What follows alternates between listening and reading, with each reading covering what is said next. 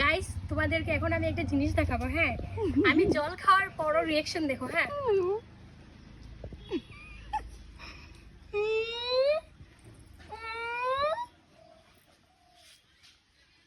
শোনাই নয় নয় নো নাও আই নাও নাও মাসি কাছে যা।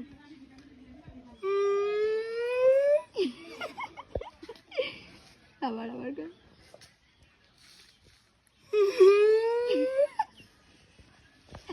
আজকে তোর পোবার বানিয়ে দিয়েছে, তাহলে ও যখনই জল খাবে ওকে হ্যাপিলি হাসতে থাকে শুধু।